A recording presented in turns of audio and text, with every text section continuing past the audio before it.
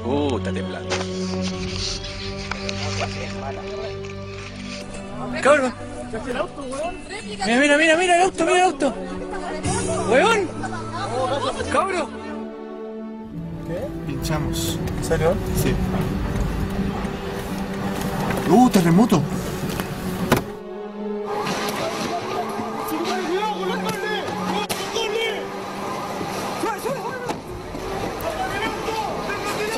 ¡Salgamos del auto!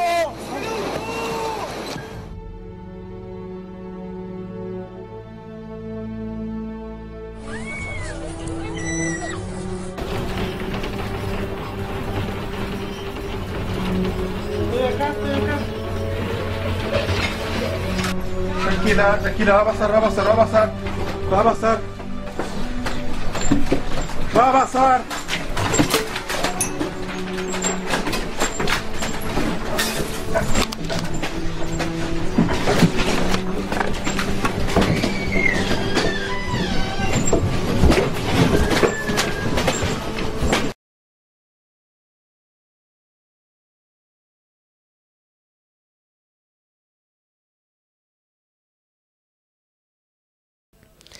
Hola, María de los Ángeles Miranda, desde la Universidad de Playa Ancha, Valparaíso, Chile.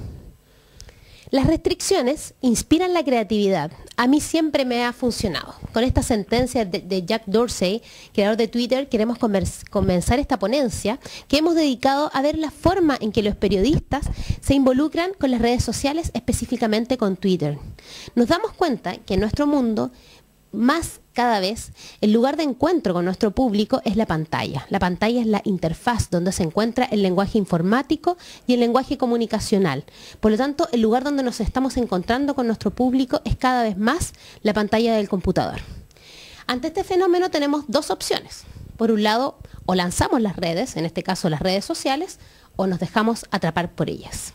Sabemos que nuestros futuros lectores o espectadores del futuro tenemos que encontrarlos a través de la pantalla si queremos seguir siendo significativos para ellos. En este caso sabemos que para ser significativos para nuestro público no basta solamente con entregarle datos de los que está lleno la red, sino que también necesitamos ocupar otros géneros del periodismo que, por cierto, es la opinión, el hecho de entregar una valoración de la realidad y argumentarla adecuadamente.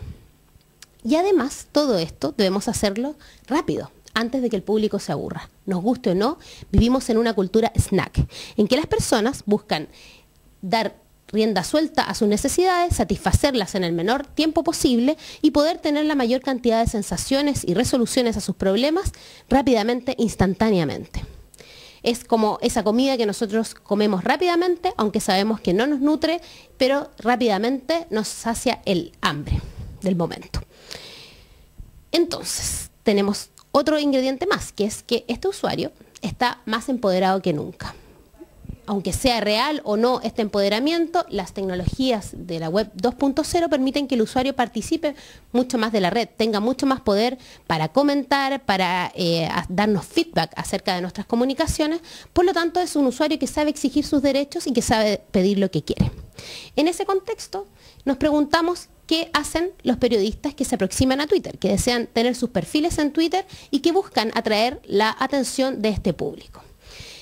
Sabemos que es un sitio de microblogging que además nos pone otra barrera más, que es la barrera del espacio. Solamente nos entrega 140 caracteres, de acuerdo a lo que ideó Jack Dorsey, para obligarnos a ser creativos e inteligentes en ese breve espacio.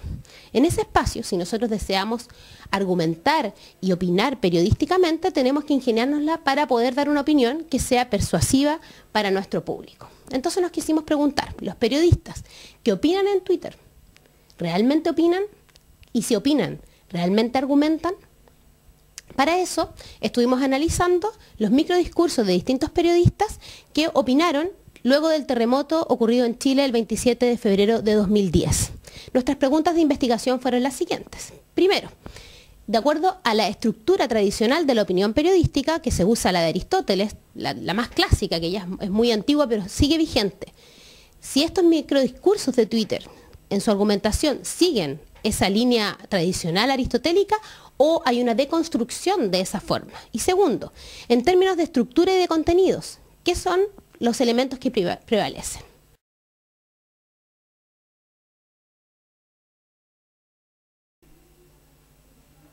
Soy Doris Johnson y junto a mis dos compañeros formamos parte de este equipo de investigación. Y en este espacio yo me voy a referir fundamentalmente al trabajo metodológico, lo que nos permitió de alguna manera darle forma a nuestra investigación.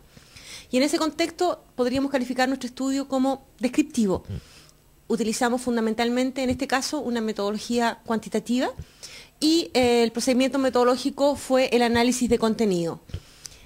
Estos procedimientos los aplicamos a un universo inicial que era de 4.067 tuiteos, de los cuales hicimos una selección para llegar conformando un corpus de 187 mensajes de carácter deliberativo. Esto es muy importante porque había mensajes de toda índole y naturaleza y nos centramos fundamentalmente de esto. Los autores eran 4 periodistas de 4 canales de televisión, periodistas anclas de Chilevisión en Nuestro Chile, Televisión Nacional, Canal 13, CNN Chile. El eje temático, como explicaba en el planteamiento del problema la profesora María de los Ángeles Miranda, fue el terremoto y posterior maremoto que sufrimos el 27 de febrero de este año en Chile y al mismo tiempo otros asuntos colindantes respecto de este eje central. Para eso utilizamos en la selección de este corpus, aplicamos 3 categorías analíticas, las que voy a detallar posteriormente. Ahora, la selección del azar, esto es muy importante, fue absolutamente al azar. Se rescataron en una segunda fase 5 tuiteos por periodista, lo que dio como resultado 20 mensajes a los cuales se sometió a un análisis bien profundo de las categorías que ya habíamos preestablecido. En el microcorpus se analizó en detalle el comportamiento, como decía, de estas 3 categorías que definen el proceso de comunicación persuasiva, que era un poco lo que queríamos investigar. La primera gran categoría fue la que denominamos temática. Ahí pudimos, de acuerdo al material que entregaba y el discurso, varias subcategorías como era ambiental, ciencia, deportes, derechos humanos, economía, educación, humor, temáticas internacionales, sobre justicia, sobre medios de comunicación, sobre personajes, personal, policial, política, religión, social y tecnológica. Esas fueron las temáticas que abordaron a través de los distintos tuiteos. En la segunda categoría abordamos la postura argumentativa persuasiva, basado fundamentalmente en una perspectiva de análisis de discurso, pero aplicado desde una línea de contenido respecto al discurso de los tuiteos. Y ahí distinguimos 2 macroproposiciones, el discurso perlocucionario y el interactivo, los que a su vez podrían ser de tipo sintomático, instrumental, analogía y argumentación relevante, cuyo detalle está en la ponencia. Para no explayarme más, voy a nombrarlo sucintamente. Por último, la estructura retórica argumentativa. Nos tomamos un poco sobre esa argumentación clásica de Aristóteles y ahí vimos la posibilidad de encontrar dentro de estos discursos o microdiscursos exordios, invention, demostración, epílogo, memoria y algunos recursos retóricos como ironía o sátira o cualquier otro recurso estilístico que en principio podría aparecer en el microdiscurso. Una vez aplicada esta categoría, pasamos al análisis en profundidad de los microdiscursos seleccionados y que el profesor Bernardo Soria va a presentar a continuación.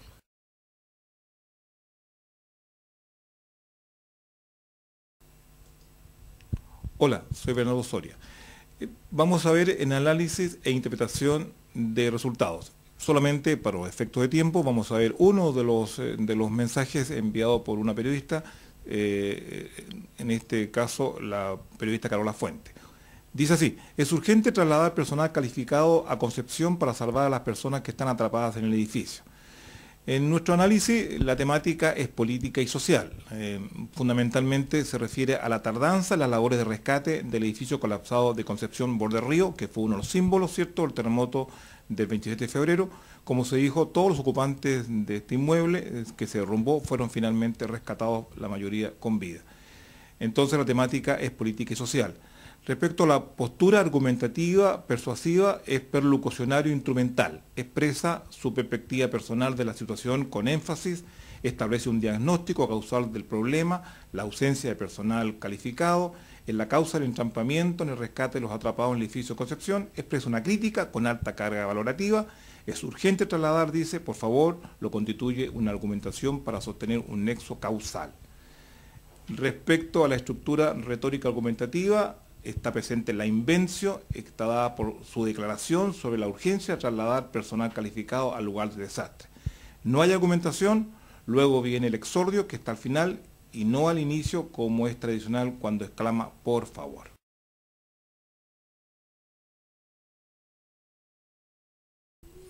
Vamos entonces con las conclusiones.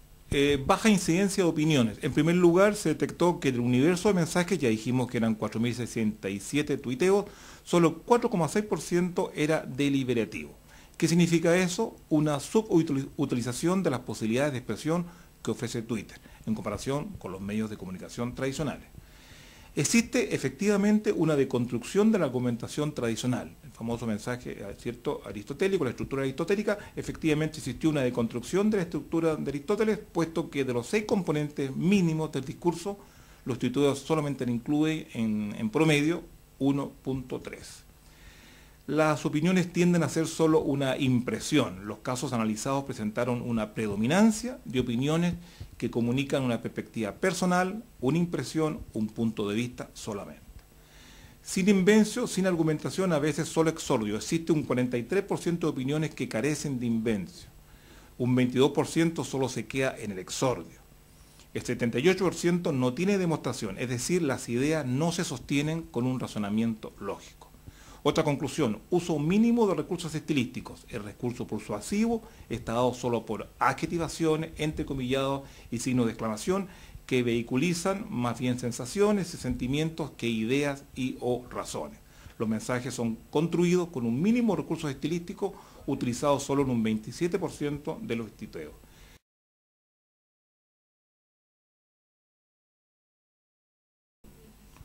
Otra conclusión, solo la mitad habla de política. La mayoría de los mensajes está referido a las consecuencias sociales del terremoto y posterior maremoto, lo que nosotros llamamos temática social. Solo 2 de los tuiteros hablaron de política. También algunos de ellos se refirieron, ¿cierto?, al actuar de los medios. Hay una preeminencia de lo social. Un 46% de los tuiteros hablan de que lo más importante es lo social, en el contexto del terremoto, obviamente. Un 29% se refiere a la política, que está ausente en la mitad de los periodistas, también dentro del contexto del terremoto, un 17% a los medios de comunicación, un 6% habla de tecnología y un 2% son mensajes de índole personal. Los tuiteos son autorreferentes. En la muestra prácticamente no existe un discurso tendiente a persuadir al interlocutor respecto a una posición. No hay opinión ni punto de vista discrepante, sino que más bien expresiones subjetivas autorreferentes. No se aprovechan las posibilidades de este recurso comunicacional para generar un debate público, proponer otras agendas, ni generar opinión pública informada. Nomenclatura digital. Solo en un mínimo caso se utilizaron elementos propios de la nomenclatura digital para subvertir las restricciones de espacio que tiene Twitter. En un 7% se reemplazaron algunos elementos de discurso, especialmente argumentativos, utilizando links para complementar la exposición de antecedentes textuales. Y en un 15% se usaron tuiteos sucesivos, incorporando elementos del discurso que fueron omitidos en el mensaje original. Por último, el desafío. ¿Cuál es el desafío que tiene Twitter? Creemos que este es el nuevo camino del periodismo de opinión. El desafío de este medio emergente, Twitter, es descubrir y construir un nuevo formato acorde a la lógica digital y a los 140 caracteres que no sacrifique elementos esenciales del proceso argumentativo, sino que se valga de las mismas herramientas digitales con creatividad, argumentar en forma breve y efectiva. Gracias.